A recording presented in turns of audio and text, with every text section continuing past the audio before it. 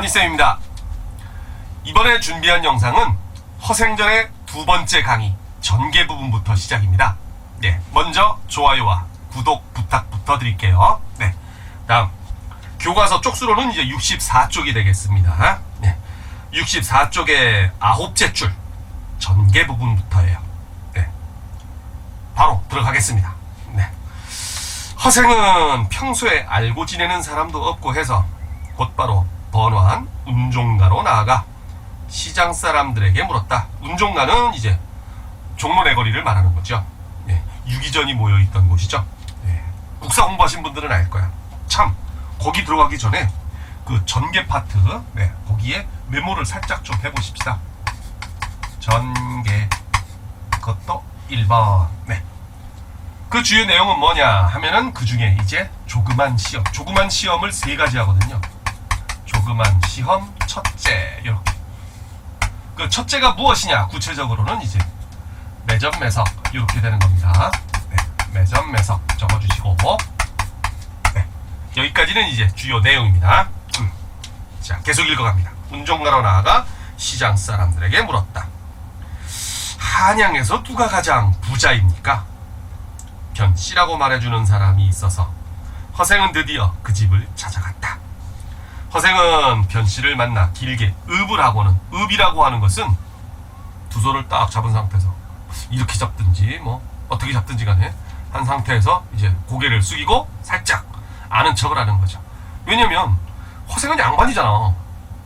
변씨는 중인이고, 그죠? 네, 계급상. 그러니까 이제 아는 척은 해야겠고, 그렇다고 고개를 깊이 숙일 수는 없고 아는 척 하는 거야. 네, 그래요.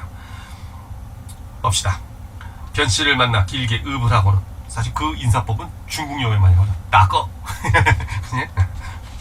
내가 집이 가난하여 조그마한 것을 시험해보려는 것이 있으니, 집이 가난하여, 이렇게 인과적으로 해석하기는 좀 그런데, 가난하지만 잘 모르겠습니다. 조그마한 것을 시험해보려는 것이 있으니 그대에게 돈 만금을 빌릴까 하오. 우와. 자, 여기서 지금 뭐라 그랬어요? 그대에게. 신분 차이가 난단 말이야. 그러니까 존댓말을 쓰지 않잖아. 그죠? 당신에게도, 그대에게 돈 만금을 빌릴까 하오.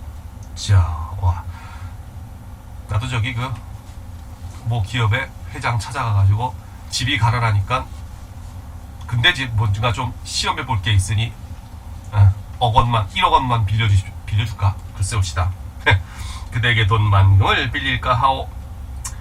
했더니 변씨도 웃겨. 변씨는 그러시오? 하고는 그 자리에서 만금을, 와, 그래요. 그 위에서 허생이 만금을 빌려주시기 바랍니다 하는 것은 허생의 비범한 모습이고, 범상하지 않다 이거죠. 그죠? 예. 그 다음 변씨는 그러시오 하고는 그 자리에서 만금을 내주었다. 이렇게 당장 만금을 내주는 것은 대범한 태도라고 할 수 있겠죠. 그죠? 네, 그래서 그 밑에서 넷째 줄, 내가 집이 가난하여서부터 만금을 빌릴까 하오까지는 비범한 허생, 이렇게 정리를 해주시고요. 또는 허생의 비범한 모습 이렇게도 되겠죠. 그렇죠? 네. 그 다음 변씨가 바로 만냥을 꺼내 내주는 것은 대범한 변씨, 이렇게 정리를 할 수 있겠지. 그치? 네, 정리해보세요. 네. 그런데 뒤에 보면 허생은 끝내 고맙다는 인사도 하지 않고 나가버렸다. 요것도 특이하네. 자, 요거는 비범한 정도가 아니에요. 그쵸? 오만하고 기이하고, 그쵸? 네.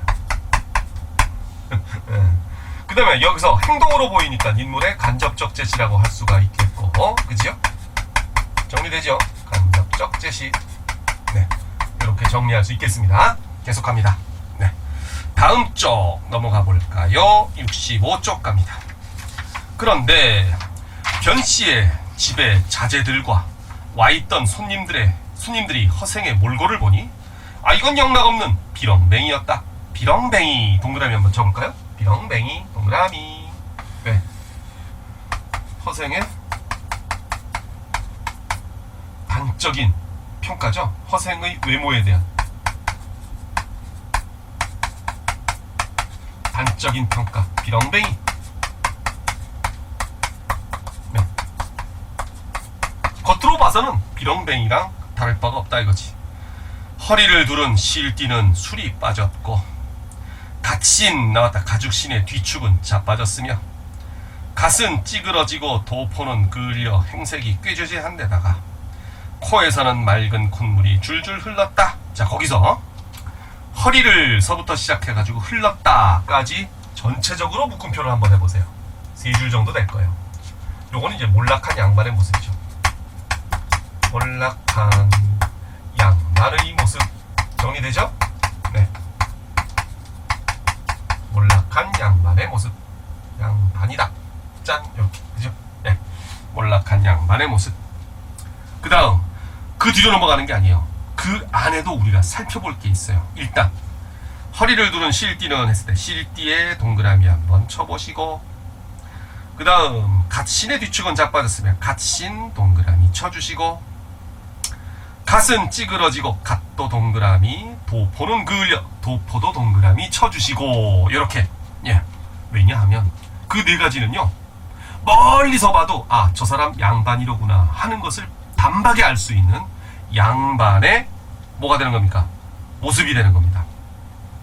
그러니까 양반의 복장이 되는 거죠. 그렇죠? 예. 양반의 차림새. 옛날에는 말입니다. 양반과 서민의 차림새가 달랐어요. 양반은 도포를 입을 수 있었는데 서민은 못 입었거든요. 그러다가 이제 저기 대한제국 저쪽으로 가가지고 망하기 전에, 그치? 예. 그때는 이제 완전히 뭐 서민들도 다 입고 다니지만, 예. 도포는 원래는 양반들만 입게 돼 있었습니다. 그렇군요. 갓도 이 챙에 차이가 나요. 넓이에. 그지? 예. 양반은 넓은 거, 예. 중인들은 좁은 거. 그치? 요렇게 쓰고 다녔단 말이에요. 갓도. 그러니까 저 사람 멀리서 봐도 뒤통수만 봐도 양반이다 이렇게 되는 거죠. 그 다음에 뭐 가죽신. 예. 서민들은 이제 집신이나 또는 이제 또 미투리 같은 거, 그런 것들을 신고, 그 다음에 또 소도구들도 좀 달랐는데 양반은 긴 거, 자기 혼자서는 담뱃불도 못 붙이는 장죽을 들고 다녔고요. 그 서민들은 이제 곰방 들어가지고 뒤에다 또 꽂고 다니는 거죠. 등에다가. 그리고 등 긁기도 막 하고, 그죠? 곰방대. 다음 또 뭐가 있을까? 아, 부채도 여러분들 그 서민들이 사용하는 부채는 이렇게 막대기부터 아주 살이 이렇게 둥그렇게 된 거 이렇게 막 붙이는 거 있잖아요. 그죠? 그런 일반 부채고요. 서민들은 그렇고 양반들은 합죽선이라서 쫙 펼쳐지는 거. 그죠? 그런 걸 들고 다녔단 말이에요. 완전히 달라요. 예. 그리고 양반은 말을 탈 수 있었고 서민은 말을 탈 수 없었고. 물론 전쟁 때 같은 특수 상황에는 좀 다르지만 그래요. 그런 식으로 달랐다 이거지. 그 다음 어쨌든 그렇게 동그라미 쳤죠? 그건 양반의 복장입니다. 그 다음 또 있어. 뭐가 있느냐? 갓은 찌그러지고 도포는 그을려. 그 부분 있죠?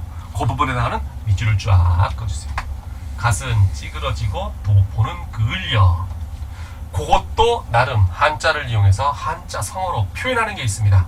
뭐라고 하느냐? 폐포팔입이라고 해요. 폐. 해질 폐자예요. 잘 쓰지는 않는 단어지만 포, 도포할 때 그 포죠. 그 다음에 깨질 파자를 쓰고 깨진 가시다 이런 식으로 쓰는 겁니다. 그래서 폐포팔입 이렇게 얘기를 하죠. 발음할 때 조심해야 됩니다. 침이 많이 튀는 발음이랑 폐포팔입, 그죠? 그런 침 많이 튀는 발음이 있어. 코카콜라, 퇴폐풍조. 넘어갑시다. 자, 그 다음. 그래, 어쨌든 갓은 찌그러지고 도포는 그을려 행색이 꾀지제한 데다가 또 있는데, 그 다음에 밑줄 칠게.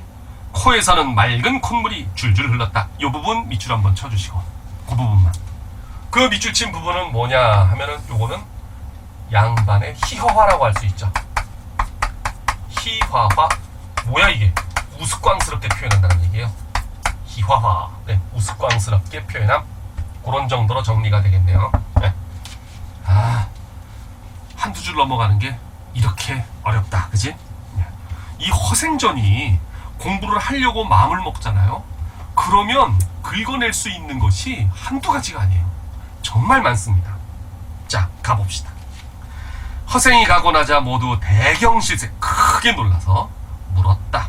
대경실색은 밑에 있네요. 몹시 놀라 얼굴빛이 하얗게 질리다. 아니 뭘 보고 저는 거지한테 만냥씩이나 주느냐 이거지. 대인께선 저희를 아십니까? 대답이다 걸작이야. 모른다네. 아니 지금 평생 알지도 못하는 사람에게 갑자기 만금의 돈을 함부로 던져버리고 싶어도 던져버린다. 뭐 변씨 입장에서야 투자라고 할 수도 있겠죠. 그 투자할 때 투자가 던질 투자야.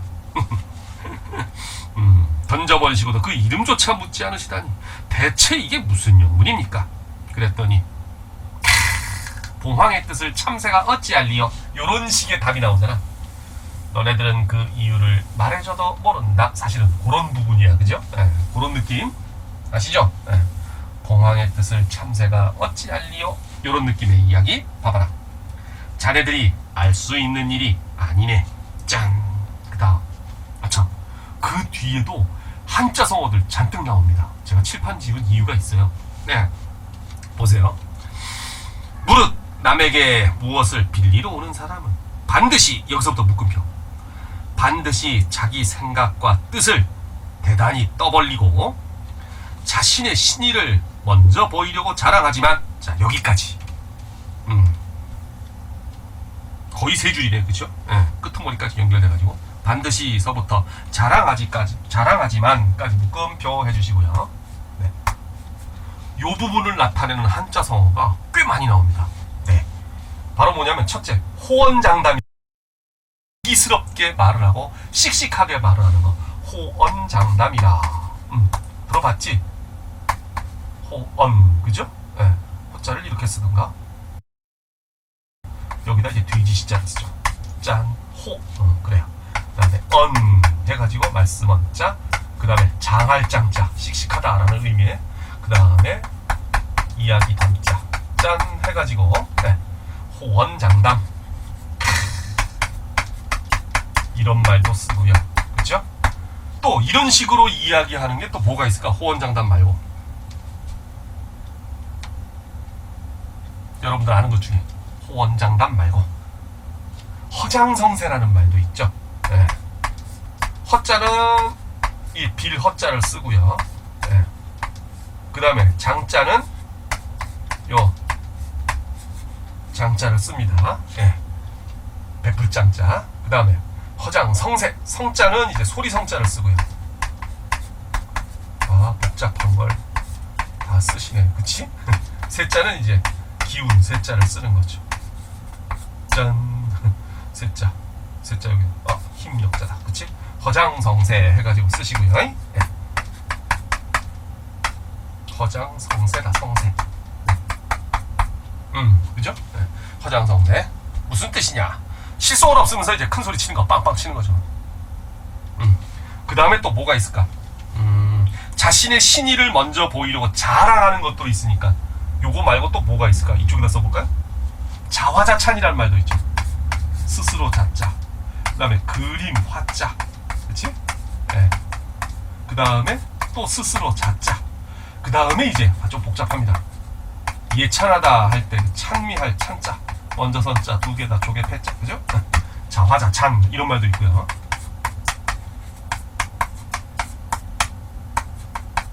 이제 상당히 많죠. 호언장담, 허장성세, 자화자찬, 그죠? 그 다음에 또 이런 것도 있잖아. 자신감 뿜뿜, 그치? 그렇다고 자신 뿜뿜 그러지 말고 이거는 세려서 써야겠다. 자신만만이라는 말을 쓰죠. 그쵸? 스스로에 대한 믿음이 장난이 아니야. 가득 찰 만자를 씁니다. 가득 찰 만자. 자신만만 해가지고, 네. 그쵸?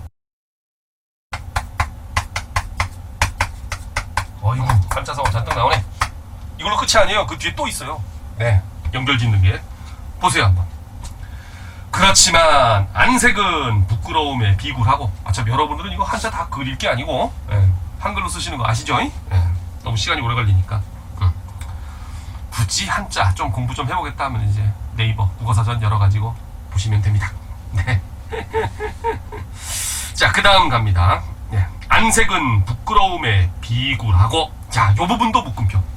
안색은 부끄러움에 비굴하고, 자, 요 부분은 또 지우고 또 써줘야지. 뭐라고 하느냐? 이렇게 교묘한 말과 좋게 꾸민 얼굴빛을 이야기하는 말이 있어요. 뭐냐면 교언영색이라고 합니다. 공교로울 교자에다가 말씀 어쩌 교묘한 말. 그 다음에 영색이다 했을 때 이 영자는 이게 명령, 지령 할 때 그 영인데요. 하여금 영자거든요. 이게 좋다라는 뜻이 있어요. 그 다음에 색깔 할 때 그 안색, 교원영색이라고 합니다. 적어주시고, 네, 교원영색. 네. 안색은 부끄러움의 비굴하고 말은 중언부언하게 말해. 중언부언은 안다. 근데 밑에 해설이 있네요. 교과서 해설이, 그죠? 이미 한 말을 자꾸 되풀이하다. 그지? 말은 중언부언하게 마련이라네. 그래. 남에게 뭔가를 빌리러 오는 사람들은 이렇게 이야기하기 마련이다. 이런 얘기죠. 아, 그런데 비록 행색은 꾀지지 않아. 하는 말은 간단하고 눈빛은 오만하게 뜨며, 네, 얼굴에 부끄러워하는 기색이 전혀 없으니, 오호, 그지? 전혀 없대.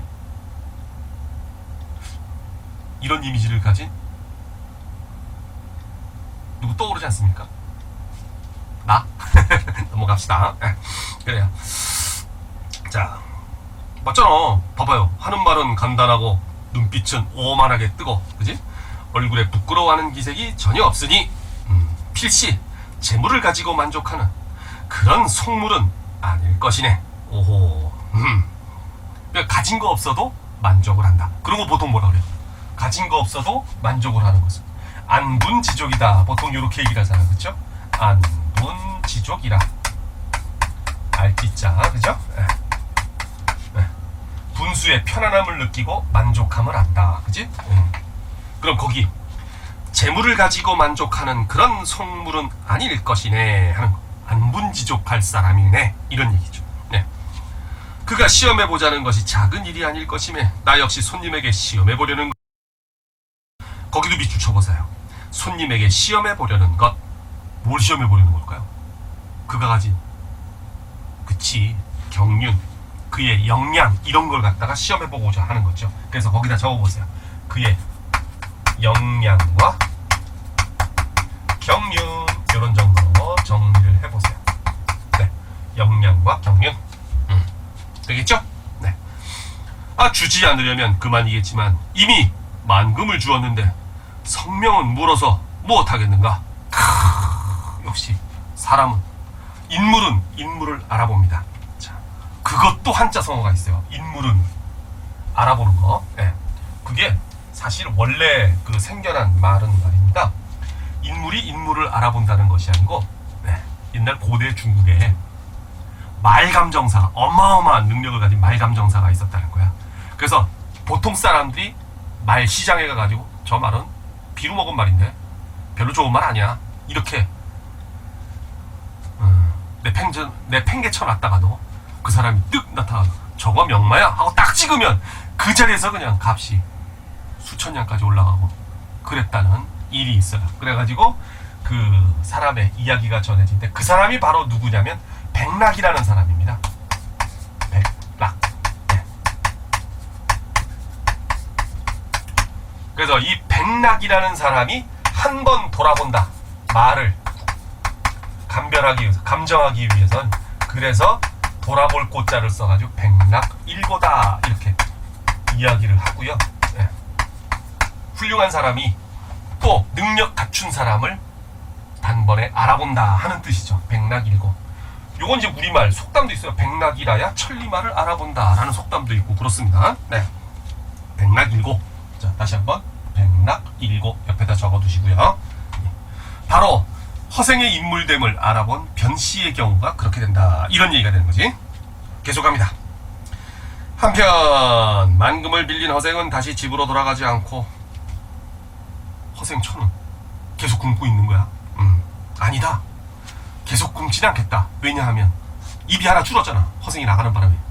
그럼 이제 삭바느질 가지고 근근히 먹고는 살 수 있겠다. 하여간 집으로 돌아가지 않고 그 길로 바로 경기도 안성으로 내려가서 거기에 머물며 거처를 마련하였다. 안성지방으로 내려간 이유 뭐냐? 바로 그 밑에 나오죠? 안성지방이 경기도와 충청도의 경계이고 삼남지방의 길목이 된다고 생각했기 때문이다. 삼남 하면 충청도, 전라도, 경상도 세 지방을 통틀어 일컫는 말이래요. 그래요. 거기서 대추와 밤, 감, 배, 석류, 귤, 유자 등의 과일들을 모두 시세의 곱절 가격으로 모조리 사들였다. 오, 2배로 쳐준다는데 안 팔 사람이 누가 있어요, 그렇죠? 예, 모조리 사들였다. 그 모조리 사들였다에 밑줄 쳐주시고요. 그게 바로 뭐냐면 쉬운 말로는 사재기, 다른 말로는 여기 있잖아, 매점매석이라고 하는 거죠. 통째로 사버리는 거야, 그렇지? 매점매석. 그런데 그 뒤에 보면 허생이 과일을 사재기하는 바람에 나라 안에서는 연회를 열거나 제사를 지낼 수가 없었다. 요 문장 무지무지 중요한 문장입니다. 묶음표를 해주세요. 저도 아예 싹 지우고 다시 필기할 거예요. 네. 묶음표를 해주세요. 그 문장. 왜냐하면 여기서는 두 가지를 이야기합니다. 일단 먼저 필기부터 먼저 하고 이야기를 합시다. 첫째 뭐냐면은 일단 양반들의 허례허식을 이야기하는 것이고요. 허례, 허식. 그 다음 두 번째는 경제구조의 취약성. 특히 경제구조 중에서도 유통구조죠. 취약성을 드러내 보이는 구절이다. 이런 얘기가 되는 겁니다. 무슨 얘기냐 하면은 이런 얘기예요. 네. 자, 지금 제사나 잔치에 쓰이는 과일 종류를 전부 다 사들였단 말이야. 시장에서 과일이 싹 사라졌겠죠? 그게 없어서 제사를 지내지 못하고 잔치를 지내지 못한다는, 잔치를 치르지 못한다는 얘기죠. 바로 그건 허례허식인데 뭐냐면 여러분 이거 한번 생각해 보세요. 제사라는 행사는 산 사람을 위한 행사입니까? 죽은 사람을 위한 행사입니까? 표면적으로는 죽은 사람을 위한 행사 같지? 전혀 아닙니다. 결국 죽은 양반들을 잘 대접해가지고 살아있는 우리 후손들이 뭐 받으려고 하는 거야? 복 받으려고 하는 거란 말이야. 즉 궁극적인 목적은 살아있는 사람 위주의 행사란 말이죠. 그러면 살아있는 사람의 형편에 맞춰야 된다는 얘기지. 자, 좀 더 쉽게 풀어서 말씀드릴까요? 제사를 지내려고 그랬더니 과일이 품절이네? 여기저기 다. 그러면 그거를 구하려고 애쓸 것이 아니라 합의를 봐야지. 조상님들과 조상님들, 올해는 과일값이 너무 올라가지고 아예 구할 수가 없어요. 아니 오르기만 했으면 그나마 좀 사겠는데 아예 구경을 할 수가 없어요. 그래서 이번 제사는요, 살아있는 사람들 형편에 맞게 빼고 내년에 더블로 올려드릴게. 더블로. 네. 뭔 말인지 알겠습니까? 네. 살아있는 사람 형편에 맞춰서 제사를 지내야 될 거 아니에요. 그렇게 해서 과일을 갖다 쏙 빼놓고 제사를 충분히 지낼 수 있는 문제란 얘기지. 근데 과일이 없어서 제사를 못 지낸다는 얘기는 바로 뭐예요? 헛된 예법, 헛된 의식에 빠져가지고서 제사를 못 지낸다는 얘기지. 잔치도 마찬가지야. 이해하겠지? 오, 그렇군요. 잔치도 그래요. 네. 여러분들은 잘 모르시겠지만 혹시 저기 아랫역 호남 쪽으로 가다 전주 뭐 이런 데 가면 식당에 뭐 공깃밥 하나 시키려도 반찬이 그냥 10몇 가지가 탁 나오잖아요. 그죠? 쫙 깔리고. 근데 모르는 서울 사람들이 보면 이거 대뜨고 와 많이 챙겨준다. 와 반찬만 먹어도 배부르겠다. 뭐 이런 식으로 그냥 맛있게 먹는단 말이야. 그걸 먹고 왔으면 그만이야. 근데 아는 사람이 보면 그렇지가 않다 이거지. 그렇게 많은 반찬들을 쫙 깔아줘도, 제가 직접 겪은 일입니다. 그 동네 현지인들이 볼 때는 이게 상차림 맞아? 이렇게 나온다는 얘기지. 아니 지금 계절이 어느 계절인데 그럼 그 계절에 맞춰서 이것도 없고 저것도 없고 저것도 없고 다시 싸우 리셋 해보세요. 그럼 이제 그 식당 주인 양반이 투덜투덜대면서 제대로 상 차려준다고. 제가 직접 겪은 겁니다. 따라갔다가 저는 이제 서울놈이라 그런 거 모르고 살지. 그냥 주는 대로 먹고 거기다 또 음식을 또 가리질 않아요. 맛을 따지지도 않고 그냥 한 끼 때우는 걸로 땡이에요. 특별히 뭐 맛집을 갖다 찾아가서 뭐 저거 줄 서서 먹고 저는 그런 거 못합니다. 예, 성질상. 예. 하여간에 그래가지고서는 저는 아무 생각 없이 먹으려고 그랬는데 이제 그 지역 상황을 갖다가 알고 그다음 그 지역 상황을 아는 것뿐만이 아니라 이제 그 뭐라 할까 맛에 민감한 양반들 있잖아. 그지요? 철마다 나오는 무슨 그 요리 재료로 만든 요리는 그냥 반드시 먹어줘야 되고 뭐 이런 사람들 있잖니. 그죠? 예. 그런 양반이란 말이야. 미식가. 그래요. 그 양반이 보고서는 이게 상차림 맞냐고 해가지고 난리 쳤거든. 근데 내가 보기에는 그것도 뭐야? 이거거든. 근데 하여간 그런 방식이란 얘기지. 그러니까 이제 허생은 바로 거기서 이 양반들이 결국 여기에 빠져가지고 과일이 가격이 한참 오르더니만 결국 잔치나 제사를 못 지낸구나. 이렇게 되는 거지. 그 다음 또 한 가지. 유통구조는 그 얘기예요. 뭐냐면 한반도 남쪽을 갖다 이런 식으로 이제 지도를 간단하게 그려놓으면 안성이라고 하는 지역은 한 이 정도쯤 있을 거예요. 네. 좀 너무 낮게 내려왔나? 경기도 쪽이니까. 그죠? 경기도 안성이니까. 이 정도 그려놓읍시다. 모든 생산물들이 이제 안성으로 다 모인다는 얘기지. 그지? 네. 그렇게 모였다가 이제 문제는 뭐냐면 이제 퍼져 나가야 되잖아요. 그죠? 여기서 이제 또 필요한 소비지로 또 흩어져 가야 된단 말이야. 근데 문제는 허생이 다 사버리는 바람에 여기서 흩어지질 못하네? 이게 다 원천적으로 봉쇄가 돼버린 거야. 소비지로 가지를 못해. 물동이. 물량이 없어서. 그렇게 되면 이거 한번 생각해보세요. 아니 정상적인 유통구조가 잘 발달이 되어 있다면 이 산지에서 바로 갈 수도 있는 문제 아니야. 그치? 지금 현대는 그렇지 않잖아요. 그죠? 네. 제가 만약에 서울에 있는 모 서점에 책을 주문을 했어. 그런데 그 서점에 책이 없으면 저 부산에 같은 그 서점 라인에서 수소문을 해가지고 그쪽에 재고 있습니까? 그죠? 지점에다가 연락을 해서 있는데요? 그러면 제가 주소 찍어드릴 테니까, 물론 다 전산 처리되지만, 그지? 찍어드릴 테니까 그쪽으로 배송해주세요. 알았습니다. 오케이 해가지고 올려주잖아. 그 이쪽으로 돈만 보내주면 되는 거지. 지점으로. 그쵸? 본사에서는. 그죠? 서울 지점에서는 그쪽 다른 지점으로 돈만 보내주면 된단 말이야. 자, 이런 식으로 물동량이 왔다 갔다 하니까 우리는 아무런 그 불편 없이 그 물건을 받아볼 수 있는데, 여기서는 지금 그게 아니었잖아. 그치요? 바로 이런 것들, 이런 루트 자체가 발달하지를 않았다는 얘기죠. 그게 바로 이제 유통구조의 취약성을 이야기하는 겁니다. 그 얘기예요. 그래, 두 가지. 양반들의 허례허식을 비판한 것이고, 또 한 가지는 유통구조의 취약성을 이야기한 것이다. 이렇게 되는 거죠. 됐죠? 그래요. 그 다음.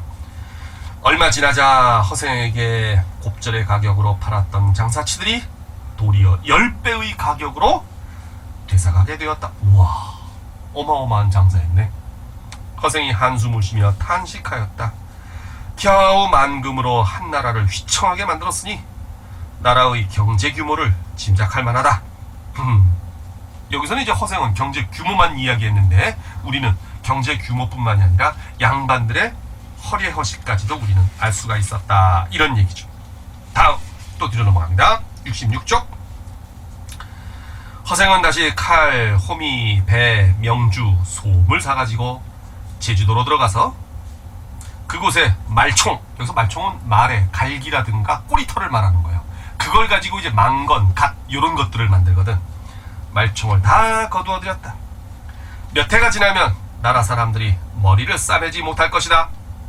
과연 얼마 있다가 망건 값이 10배로 치솟았다. 여기서도 마찬가지로 허례허식입니다. 요거 비판하는 거예요. 네. 왜냐하면 사람들이 상투를 묶고 그 다음에 거기다가 이제 망건을 둘러치는데, 그죠? 망건이라는 거 여러분들 아시죠? 이렇게 사람 머리통이 있으면 상투 올리고 여기다 이렇게, 그치? 네. 묶는 거 말이야. 이렇게 띄로 되는 거. 양반들은 이런 망건을 갖다가 썼지만 서민들은 그냥 새끼줄로 묶고 헝겊으로 묶고 그러고 다녔단 말이야. 자, 지금 제가 뭐라 그랬어요? 새끼줄로도 묶고 헝겊으로도 묶었다 그랬지. 즉, 이 머리를 정리해가지고 묶는 데는 꼭 망건이 절대적으로 있을 필요는 없다 이거지. 그죠? 조선시대 이전에 고려시대에는 그 이전까지는 이런 거 하지도 않았어. 뭐 했어요? 스머프 모자 같은 거 2건 쓰고 다녔다고, 이런 거. 그지? 다 두두두두 말아가지고 그냥 보재기로 그냥 쓰고 말았단 말이야. 그 절대적인 것이 아니라는 얘기죠. 저놈의 망건이라는 것이.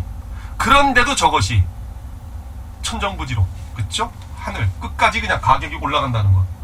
바로 이 허리허식을 이야기하는 거예요. 그거 아니면 머리를 묶지를 못한다. 그치요? 네. 바로 그걸 비판을 하고 있는 겁니다. 그래서 거기도 사람들이 머리를 싸매지 못할 것이다 하는 것도 양반들의 허례허식 비판까지 써주세요. 네. 과연 얼마 있다가 망건값이 10배로 치솟았다. 그 다음엔 또 다른 이야기. 전개 두 번째로 갑니다. 전개 두 번째. 그 전개 두 번째가 바로 이제 조그만 시험 두 번째가 되는 거지요. 네. 전개 2 이렇게 적어봅시다. 그거는 조그만 시험 두 번째. 그 두 번째가 뭔데요? 뭘까요? 이상국 건설이죠. 아, 화살표를 해야 되겠구나. 위랑 짝을 맞추려고. 이상국 건설. 옆에 여백에다가, 왼쪽 여백에다가 네모를 이렇게 해주세요. 예, 어디서부터냐면 허생이 늙은 뱃사공 만나는 부분. 네, 늙은 뱃사공을 찾아서 물었다. 네. 그 옆에 물음도 있네. 허생이 사재기의 대상으로 말총을 고른 까닭은 무엇일까? 바로 지었다. 허례허식의 얽매인 양반들을 비판하기 위해서. 그 다음 전개 2 갑니다. 네. 허생이 늙은 뱃사공을 찾아서 물었다. 사건이 전환됐어요. 바다 밖에 사람이 살만한 빈 섬이 있던가? 그랬더니 있습죠. 언젠가 태풍의 표류에서 곧장 서쪽으로 사흘을 가서 한밤중에 어떤 빈 섬에 닿았습니다. 따져보니까 중국의 사문과 일본의 장기도에, 장기도는 밑에 있습니다. 네, 나가사키라고 해가지고. 근데 사문은 어딘지 모르겠어요. 중간쯤 될 겁니다. 꽃나무가 절로 피고 과일이 절로 익어 있고 사슴들이 떼를 지어다니고 물고기는 사람을 봐도 놀라질 않았습죠. 허생이 크게 기뻐하면서 자네가 나를 그곳으로 데려다 준다면 부귀를 함께 누리게 해줌세. 짠 했더니 사공이 그 말을 따르기로 하였다. 자, 그 다음 재밌는 게, 이게 발단부에서 제가 뭐라 그랬냐면, 연암 박지원이 다른 사람들과 밤새 나눈 이야기라고 그랬잖아. 그쵸? 글로 쓴 것이 아니라 근본적으로 이야기를 나누다 보니까 약간 모순점이 생기기도 해요. 따지고 보면 지금 이제 막 모순점이 처음으로 등장하는 부분이야. 봐라. 드디어 바람을 타고 동남 방향으로 가서, 저 위에서는 서쪽으로 사흘을 갔다며. 근데 이번에는 동남 방향으로 가. 근데 동남 방향으로 갔는데 짠! 만났지. 동일한 곳에 도착을 했지. 여러분들 놀라지 마세요. 연암 박지원도 지구 구형설을 믿고 있었어요. 평평하다고 믿고 있었던 게 아니라, 연암 박지원도 지구 구형설을 믿고 있었다는 것. 그래서 이게 나온 것인지, 아니면 뭔가 착각을 해서 오류로 이렇게 방향을 갖다 착각을 해가지고서는 오류로 이렇게 이야기를 했는지, 거기까지 확인이 안 됩니다. 돌아가신 분이라 제가 물어볼 수도 없고. 하여간에 중요한 거는 일단 도착을 했다는 거지. 봅시다. 섬에 들어가게 되었다. 허생은 섬의 높은 곳에 올라서 사방을 둘러보고는 그만 실망하여 탄식하였다. 에이, 땅이 고작 천리가 못되니 무슨 큰일을 할 수 있겠는가.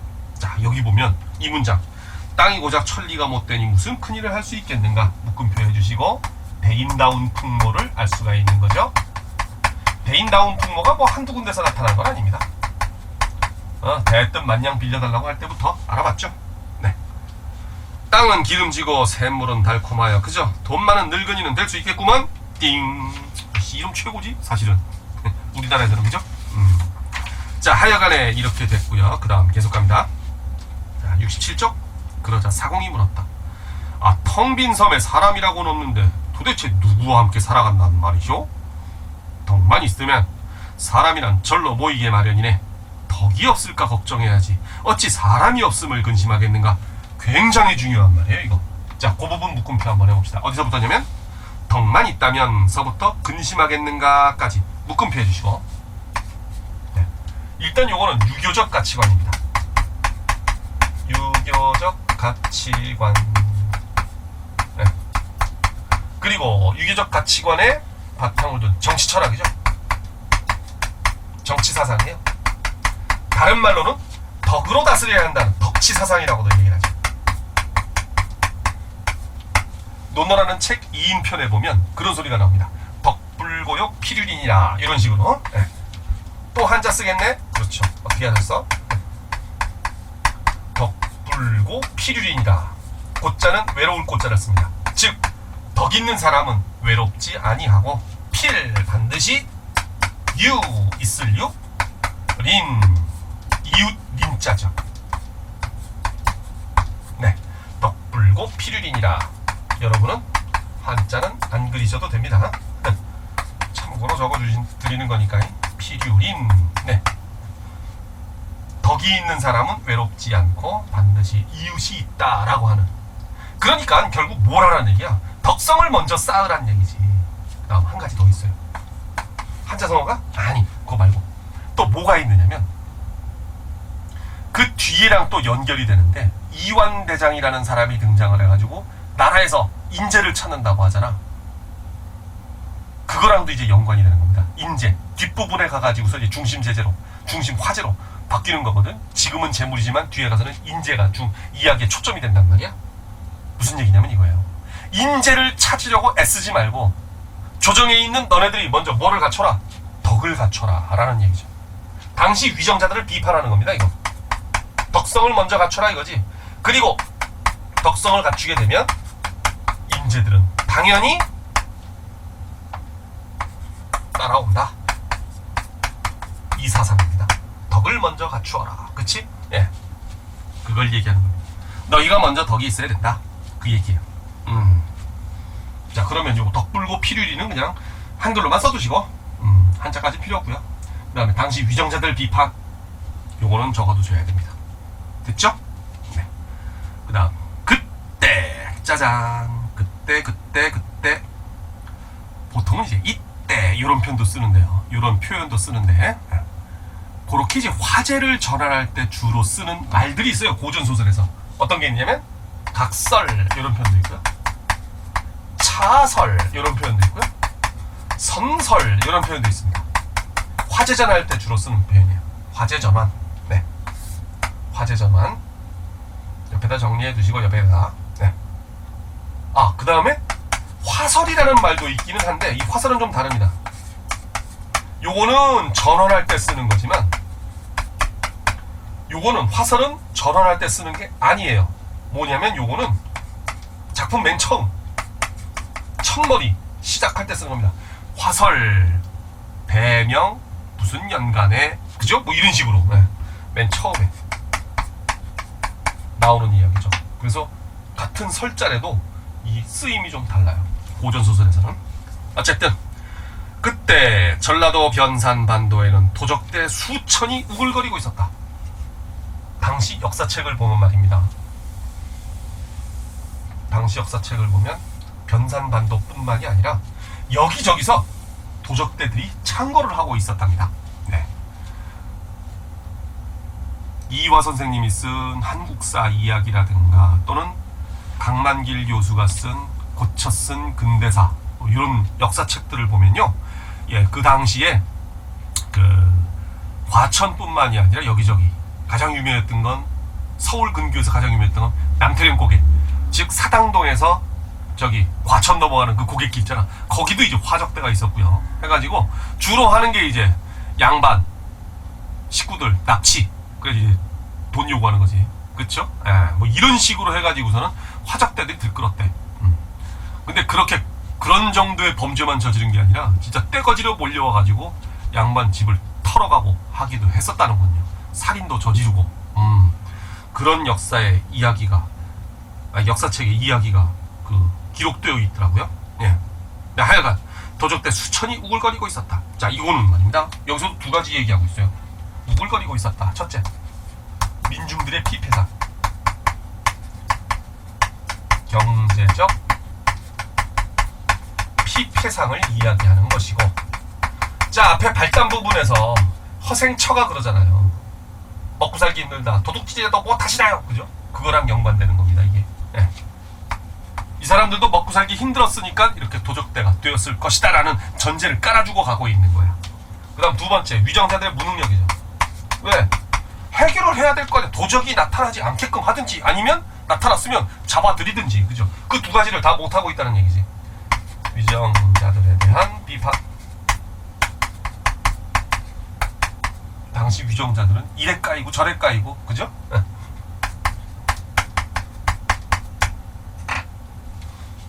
박지원은 벼슬을 했을 것 같아요? 못했을 것 같아요? 정조는 몇 번이고 부르려고 했었습니다. 네. 그런데 끝까지 안 하고 있다가, 네. 겨우겨우 하는 게 이제 군수, 사또, 요런 정도. 그것도 오래 하지 않았고, 때려 쳐버리고, 네. 후진양성, 그리고 이제 학문연구에만 몰두를 했었죠. 연안 박지원 그렇게 살다 간 사람이에요. 네. 오른손에 틱틱 해가면서. 네. 자, 봅시다. 그 지방의 고을과 군에서 군조를 풀어서 체포하려고 했으나 잡을 수가 없었다. 도적대도 감히 나돌아다니며 노략질을 함부로 할 수가 없어서 바야흐로 굶주림에 또 허덕였다. 아니, 굶주려가지고 도적대가 됐는데 도적대가 되고서도 굶주리네. 큰일 났다. 이것도 중요한 일 암시입니다. 그 다음 갑니다. 허생이 도적의 소굴로 들어가서 괴수를 달랬다. 그 1000명이 천금을 털어서 나누면 한 사람 앞으로 얼마의 돈이 돌아가는가?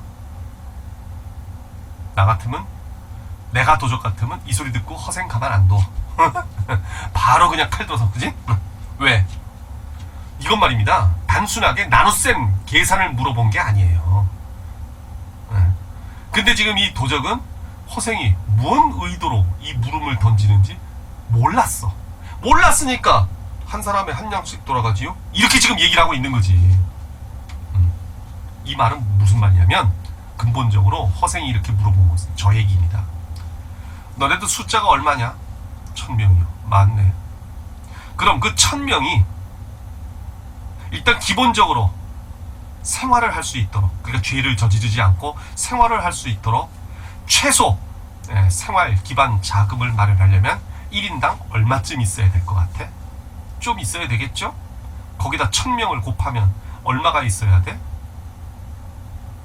많아야 되겠죠? 근데 그 많은 돈 훔칠 수 있겠어? 없죠? 이거란 말이야. 무슨 말이냐? 도둑질 가지고서는 그 많은 사람들, 1000명이나 되는 그 많은 사람들의 먹고 사는 문제를 해결하기가 어렵다는 얘기죠. 근본 해결책이 안 된다는 소리를 하고 싶은 거야, 허생의 의도는. 자, 옆에다 정리해주세요. 어디다 정리하느냐면 거기 있잖아. 왜 1000명이 천금을 털어서 나누면 한 사람 앞으로 얼마의 돈이 돌아가는가? 옆에다가 오른쪽에다 화살표 하시고,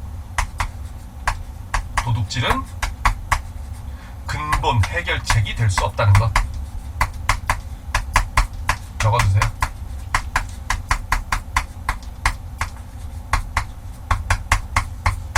네. 허생이 전국의 과일값 또 말총값 좌지우지 하는데 얼마 들었어? 10,000량이었죠.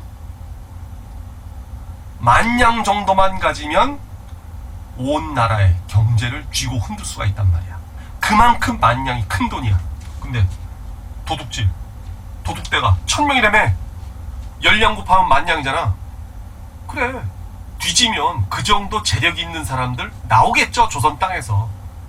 그런데 그 정도 큰 돈을 쉽게 털어가라고 관리를 하겠니? 그 부자들은 애초에 불가능한 거야. 털어먹기가. 푼돈이야 털어먹을 수 있겠지. 근데 숫자가 워낙 많으니까 푼돈 털어봐야 아무 소용이 또 없는 것이고. 이해되죠? 무슨 말인지. 그래요, 그 얘기입니다 지금 이게.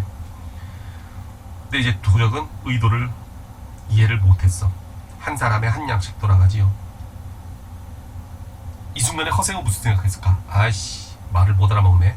그치? 자네들에게 아내가 있는가? 없답니다. 그럼 가진 밭대기라도 있는가?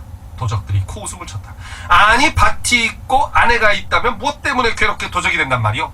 짜잔! 요 문장도 중요합니다. 요거는 허생들이라고 하는 말이 아니에요. 당시 위정자들에게 하는 말이죠.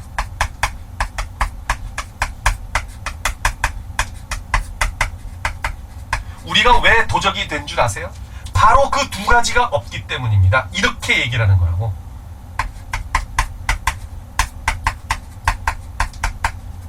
그 두 가지가 뭔데? 지금 언급한 밭, 아내죠.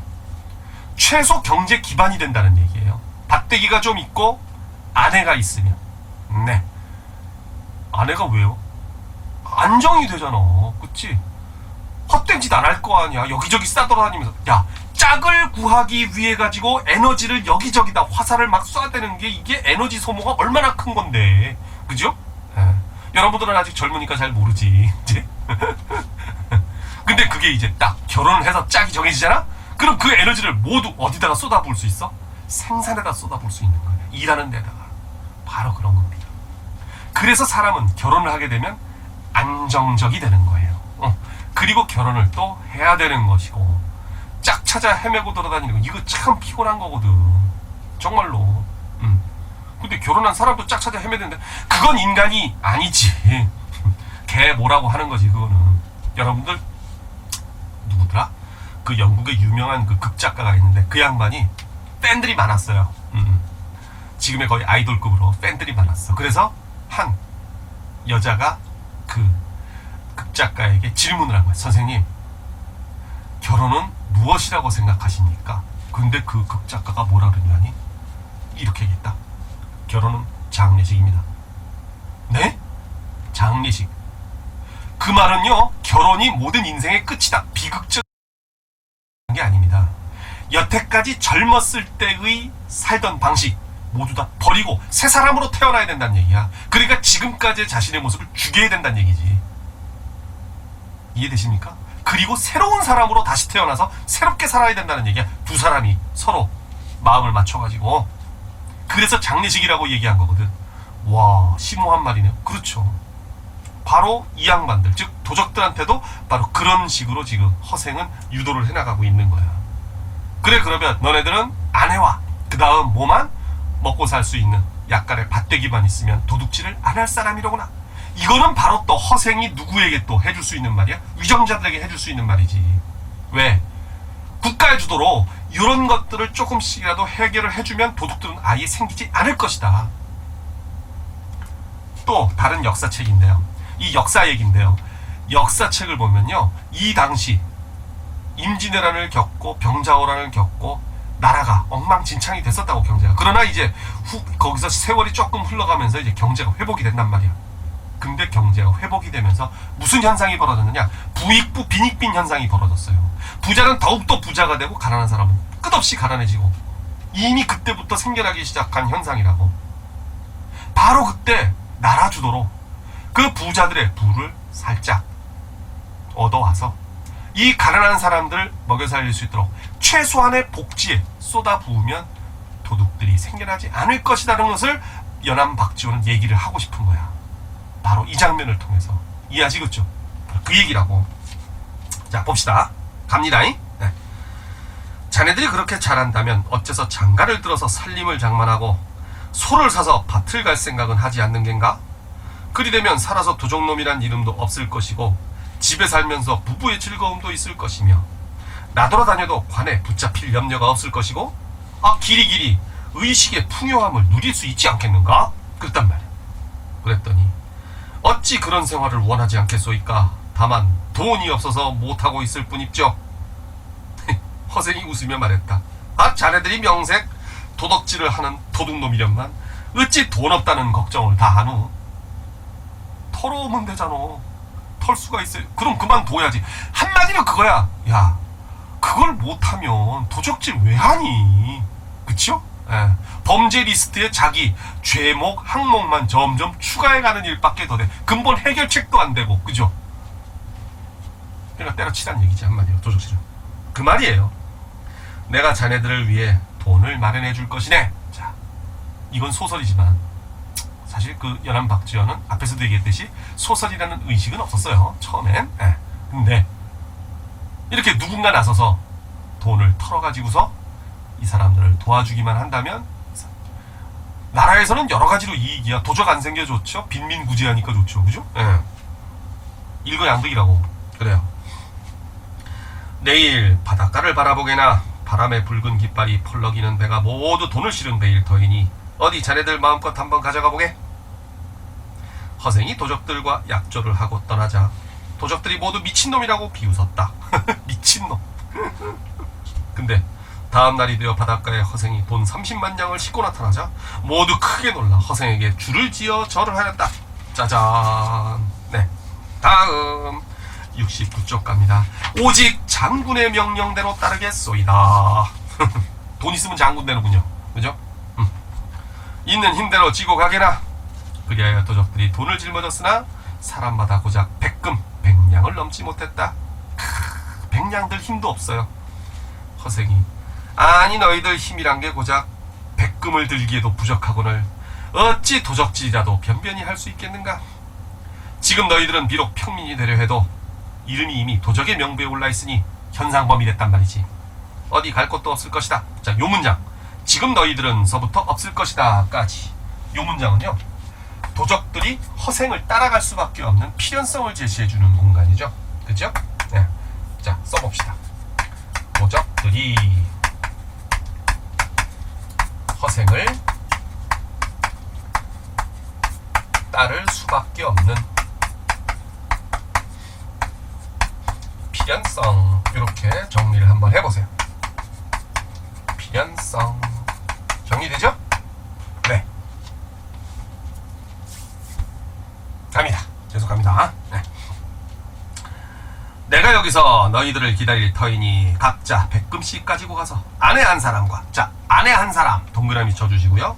소 한 마리씩, 소 한 마리에다가도 동그라미 한번 쳐주세요. 장만에 오너라.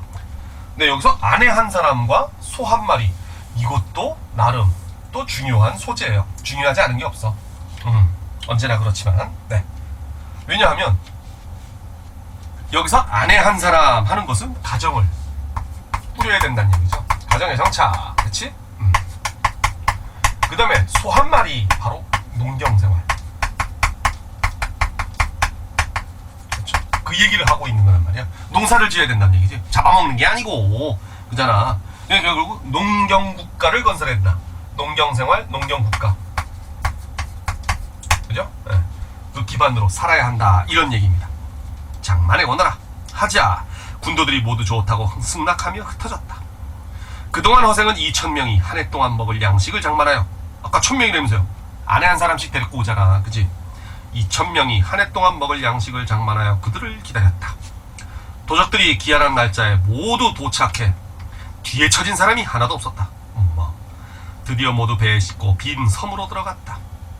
허생이 도적을 모두 쓸어가자 나라 안에는 도적 걱정이 없어졌다. 자, 아까도 잠깐 얘기했지만 이런 거 갖다 뭐라 그래? 일석이조다. 그쵸? 한 개의 돌로 두 마리 새를 잡는다. 그쵸? 일석이조 또는 일거양득이라고도 하죠.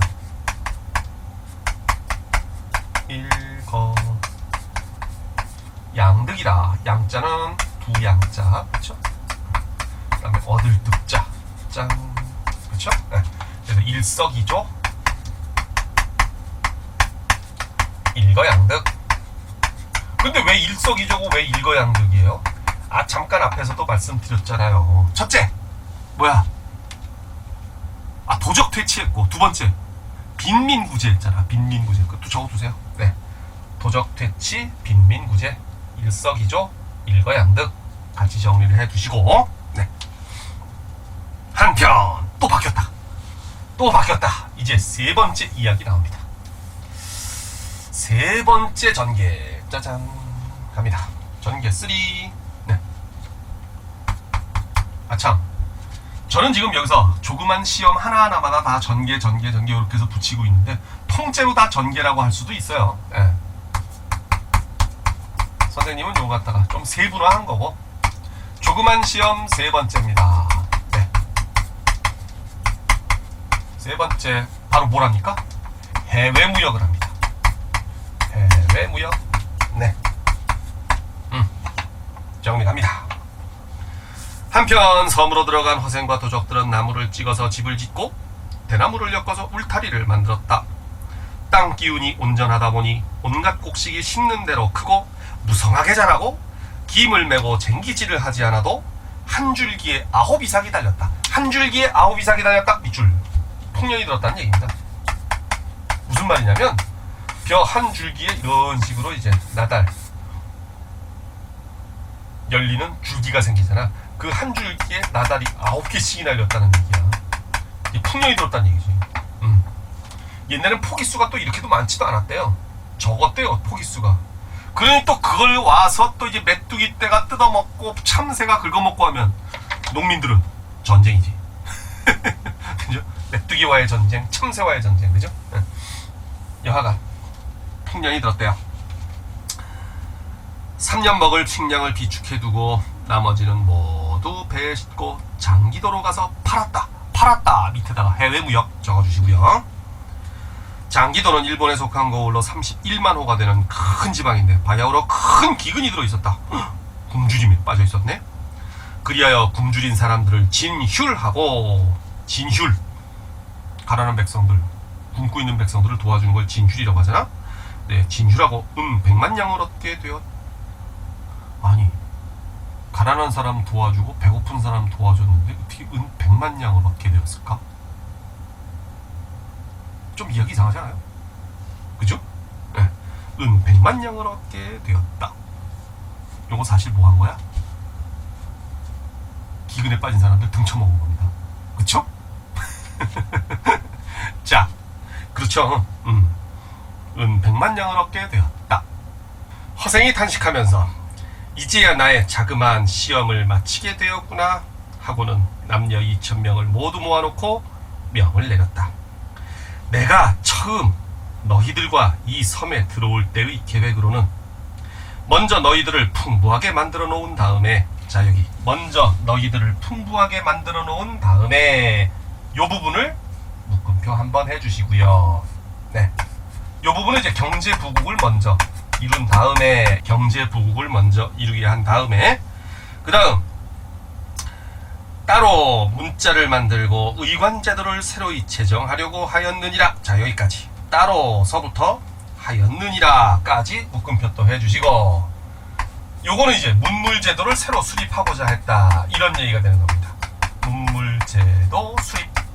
네, 그렇게 정리가 되겠죠. 네, 다음 군대 말입니다. 여기서 또 이야기 한 가지 더 해드리고 싶은 것은, 이 경제부국을 이룬 다음에 문물제도를 수립한다는 이 이야기 말입니다. 이게 쉽게 말해서 이거예요.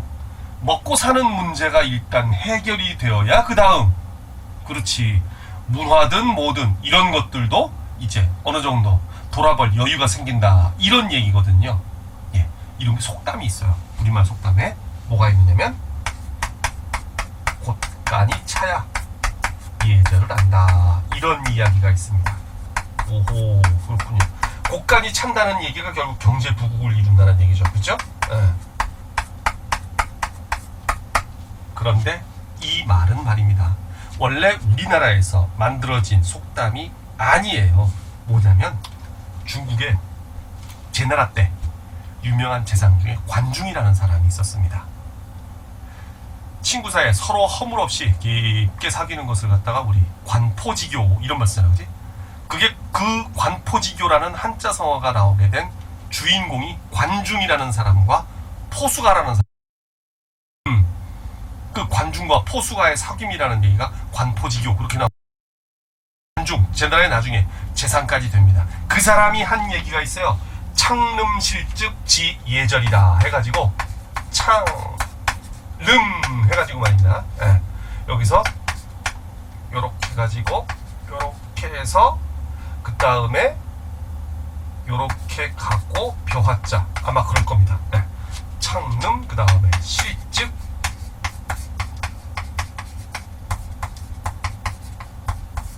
지예절이라. 예, 예절하는 것은 그대로 예절이고요. 예. 이런 식으로 가지. 그래? 창름실즉 지예절이라. 좀 이상하다. 창름실즉 지예절. 요 글자가 잘못됐군요. 다시 보니까. 하도 오래전에 쓴 글자라 제가 잘 몰라서 여기서 그게 아니라 바로 벼화자가 붙는 거지. 네. 요게 이제 뭐냐면 곳간 름이다 이런 얘기야. 름. 네. 창름 실즉 지예절. 곳간을 채우고 나서야 이제 예절을 알게 된다라는 얘기죠. 그렇군요. 네. 다음 요 말이 이제 이렇게 속담으로 곳간이 차야 예절을 안다라고 굳어진 거죠. 창름 실즉 지예절. 요까지는 안 적어도 됩니다. 자, 여하간 그렇고요. 그 다음에 계속합니다. 그런데 여기 땅이 좁고 여기서 땅이 이상국을 건설하기가 좁다는 얘기죠. 예. 덕이 얇으니 나는 이제 여기를 떠나련다. 아이들이 태어나 숟가락을 잡게 되면 오른손으로 잡도록 가르치고, 자, 기본 관습을 교육시키라는 이야기지요. 거기도 적어보세요. 기본 관습 교육. 그거까지는 적어두셔야 돼. 기본 관습 교육. 네.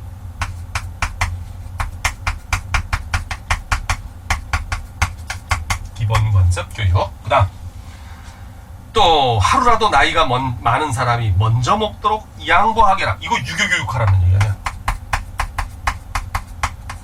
유교교육. 그것도 장유유서라고 하지요. 나이가 많은 사람과, 그치, 또 한자 나온다. 서 할 때 이 서자는 차례 서자죠. 그죠? 네. 그래서 나이 많은 사람과 어린 사람은 차례가 있다 하는 삼강오륜에서 오륜 중에 하나죠. 그죠? 네. 장유유서. 먼저 먹도록 양보하게 하라. 그리고는 다른 배들을 모두 불살라버리고, 아직 넘기지 마세요.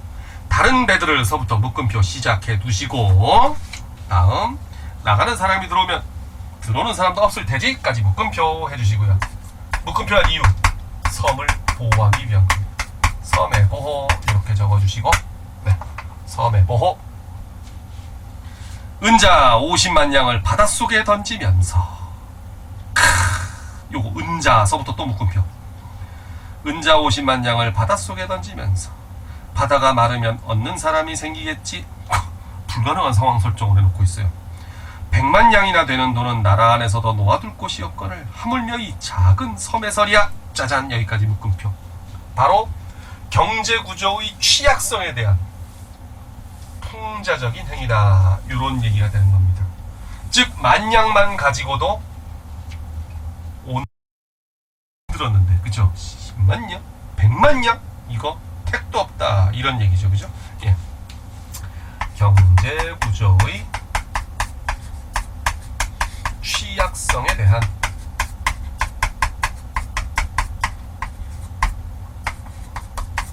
풍자적인 행위다, 이렇게 알아두시면 되겠어요. 네. 풍자적 행위. 네. 되겠지요? 네. 그리고 글을 하는 사람은 모두 배에 실어서 함께 섬을 빠져나오며 이 섬의 화근을 없애려 함이네. 짠! 라고 하였다. 여기도 이제 그 사대부들에 대한 비판이 나오는 겁니다. 자, 일단 거기 글을 하는 사람은 했어요. 글을 하는 사람 밑줄 쳐주시고, 그 당시 위정자들처럼 공리, 헛된 이론이나 따지고 있는 공리공론을 일삼는 사대부가 될 가능성이 있는 사람들이죠. 네. 사대부가 될 가능성이 있는 사람들. 네. 글을 하는 사람들 모두 배에 실어서 함께. 근데 여기서 번역을 잘못했다. 왜? 사람은 배에다 싣는 짐이 아니거든. 실어서가 아닌데, 이거 뭐 해야 돼? 태워서. 그죠? 네. 태운다고 표현을 해야지. 이거는 좀 번역 잘못이네요. 제가 국어 선생인데, 그치? 글을 하는 사람은 모두 배에 태워서 함께 섬을 빠져나오며 이래야 되는데 말이야. 이 섬의 화근을 없애려 함이네. 라고 하였다. 화근에다 동그라미 라고 하였다. 글을 하는 사람서부터 하였다까지 묶음표 닫으시고, 거기다가 또 뭐라고 쓸까요? 위정자들에 대한 비판이죠.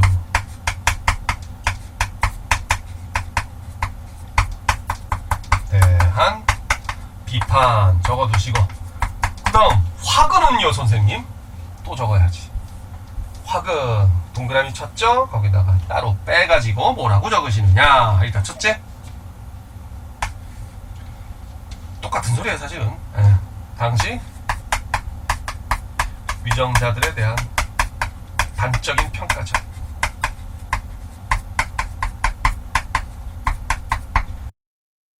평가를 하고 있는 겁니다. 화근이다. 그 다음 이걸 또 한자성어로 이야기하면, 이거 고전문학이잖아. 한자성어 연결을 안 지을 수가 없어요. 왜? 시험 문제 자주 나오거든. 네. 그 그건 딱 뭐라 그래? 우리 식자우환이다. 아는 게 병이다. 이렇게 얘기를 하죠. 식. 알식자. 지식할 때. 네. 자. 글자를 아는 것이 우환이다. 우자는 근심 우자. 네. 환. 근심 환자. 네. 이런 식으로. 식자우환이다. 이렇게 얘기를 합니다. 한글로 쓰세요. 여러분은. 네. 식자우환이다. 아이, 네. 화근을 없애려 함이네 라고 하였다. 여기까지. 바로 전개 부분. 그것도 사실 따지고 보면 전개도 크게 두 부분이 있어요. 지금까지 읽은 부분이 이제 만냥을 변치에게 빌려와 가지고서 이제 조그마한 시험을 한 부분. 그 다음 요 뒷부분부터는 이제 전개 2 이런 식으로 크게 가면 그렇게 가는 거죠. 이제 선생님은 이제 여기다가 전개 4 해가지고 네 번째 전개라고 이야기를 할 텐데 말이죠. 네. 여하간 이제 여기까지 해가지고 이제 전개도 앞부분이 되는 겁니다. 그 다음에 이제 전개 뒷부분은 또 다음 영상에서 만나보도록 할게요. 어쨌든 간에 여기까지 조그만 시험 3가지를 했다는 거. 만냥을 빌려와가지고. 자, 다음 영상도 기대를 해주시기 바랍니다. 네. 수고하셨습니다. 참. 마지막 또 부탁. 좋아요와 구독 부탁드릴게요. 네. 수고하셨습니다.